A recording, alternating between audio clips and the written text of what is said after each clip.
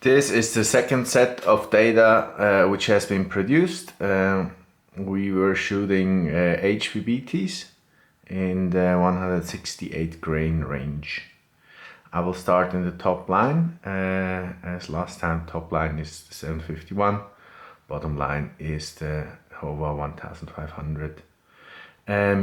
With the first set we shot HPBTs, HPBTs, and as you can see, I have circled it in. I have the first shot held high, which meant that I have been holding on top of the black circle because I expected it to drop low. And then after the first shot, I've realized that it's actually not the case. And I went back to center aim. The second circles are on the arrows, which are indicating to you that they fell on the left and the right side of the target, which means the spread has to be added. And it turned out to be a 17 with an average drop, let's call it like that. And then I shot the same HPBTs from the Howa1500, and that turned out to be 9.5 with a drop down to 40.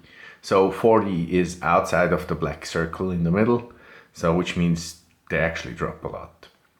And as I think I've already mentioned, I shot a 9.5, and I've introduced in this set a new way to calculate it.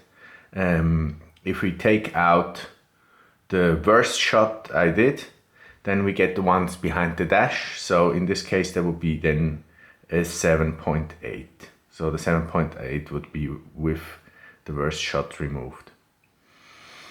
And then we go further, we go to PPUs, 168 also, again with the 751. And I shot with it a 33, which is like the worst ever. And if I remove the bad one, then I have still a pretty bad average of 16, and the drop of it is down at 59, which means just inside of the black circle, but in the borderlands.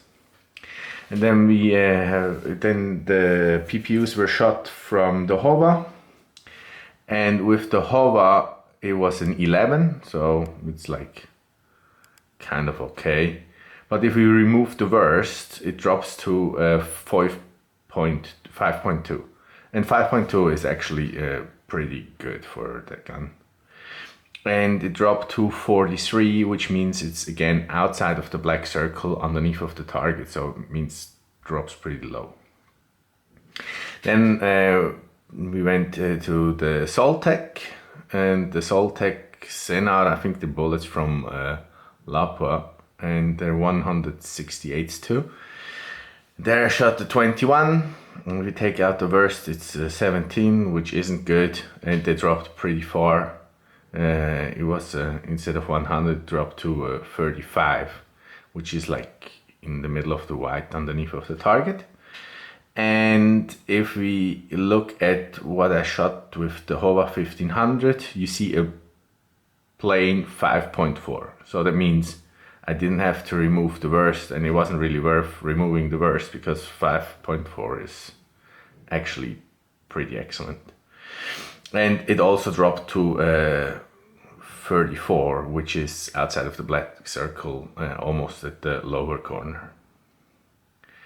The next data we have for the Sellier&Sellot, and those are also 168 HPBTs from the 751.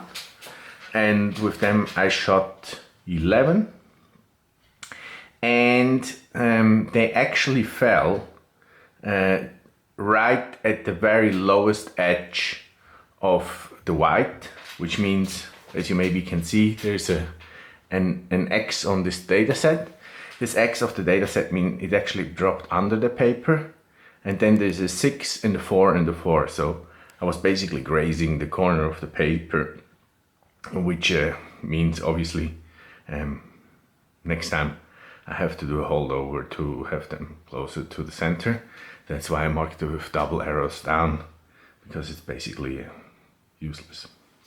On the standard target, you definitely have to hold higher. And then we go to the same bullets, and we see what I shot with the Howa1500, which was a 13.5, and we remove the worst, we fall to a 7.7. So 7.7 again would be excellent, and it's basically half of what it was before. So the assumption would be that it was me doing a poor job, and it fell to 33 if we take the one which is worst out of the calculation also. And then we go to the second last set, which is the A-Max from Hornady. The A-Max from Hornady were kind of okay with the 751 with a 12. And if we remove the worst, it turns out to be a 6.4.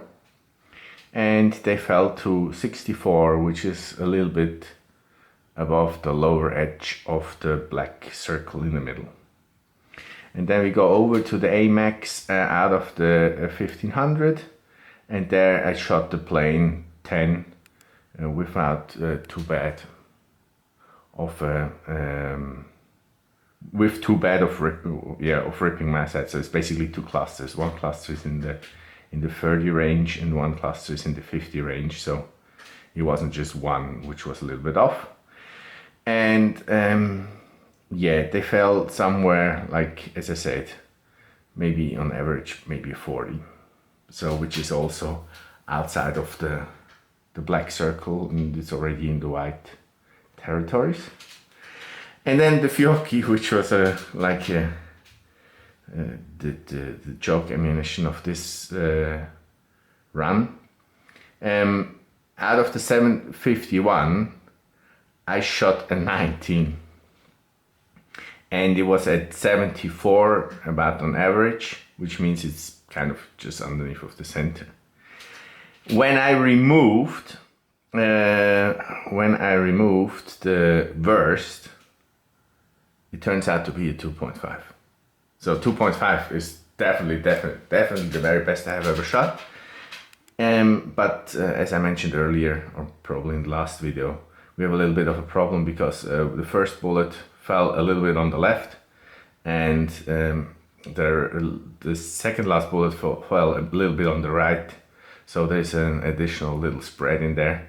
But I would say that will probably, if we integrate that, turn out to be a 5, which still out of a 755 is excellent. And now, if we have this funny situation with that one, the second funny situation is that I was actually a moron, and the case is that I shot 4 bullets, and without checking how well I was placing them. And so I shot a 1, a 0, a 4, and a 0 again. And so, of course, zeros are outside of the paper, but the 1 and the 4 are basically, 1 is the lowest number possible, and 4 is just a tiny bit above. So those bullets were all grazing the edge of the paper on the bottom.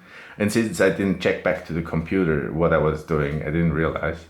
And so when I held over to the upper part of the black circle, it turned out to be a 49.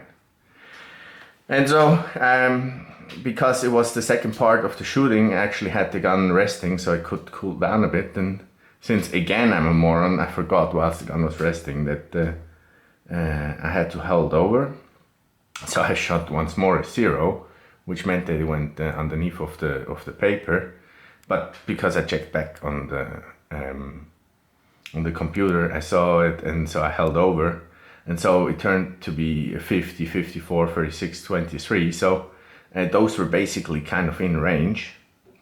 And so if I strike the 0 which I shot, which I forgot to hold over, and I add the 49, which I held over from the previous set, it turns out to be a 49, a 50, a 54, and 2 other ones.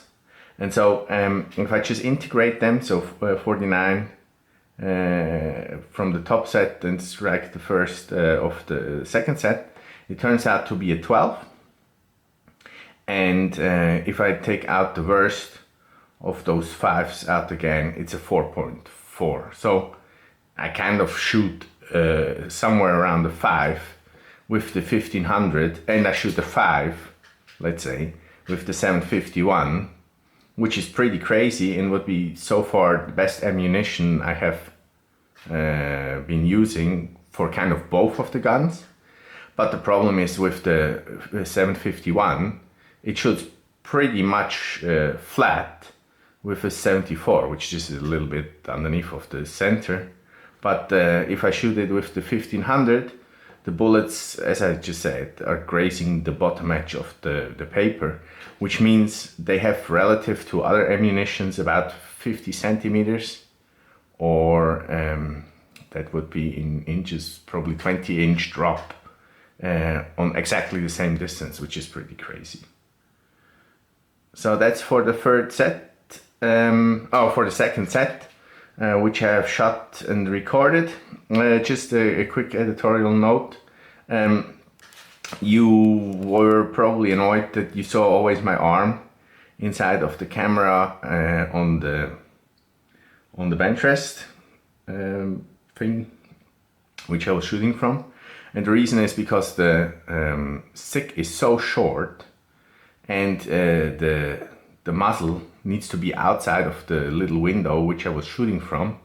I had to go so much further to the front that it was impossible to record the shooting without kind of being in front of the camera.